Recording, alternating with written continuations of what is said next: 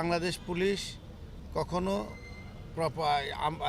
আমরা এই সংগঠন হিসেবে আমরা ব্যক্তির দায় এটা আমরাকে কখনো এটাকে আমরা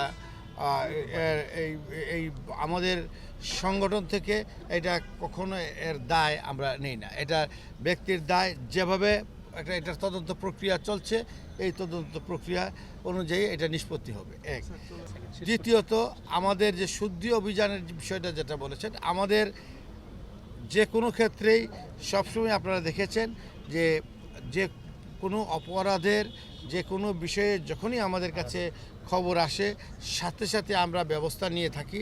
আমরা যখন তথ্য পাই কোনো বিষয়কে আমরা খাটো করে দেখি না। কোকিচিনের বিষয়ে আমরা জানেন যে এখানে পার্বত্য চট্টগ্রামের যে অভিযানগুলো হয় এটা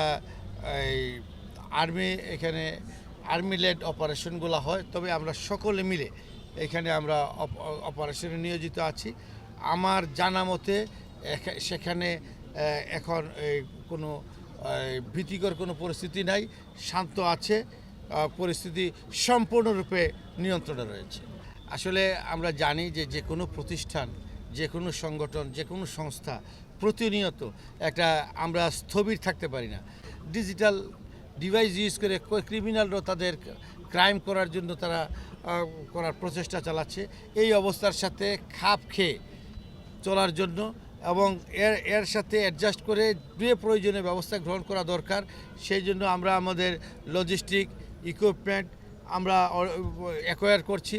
আমরা আমাদের ম্যান পাওয়ারকে ট্রেন করছি এবং যে কোনো ধরনের আপনারা দেখেছেন প্রায়শই যে সংঘবদ্ধ অপরাধী চক্র যারা যে কোনো ধরনের অপরাধ করার আগেই আমরা কিন্তু তাদের বিরুদ্ধে ব্যবস্থা নিতে সক্ষম হচ্ছি।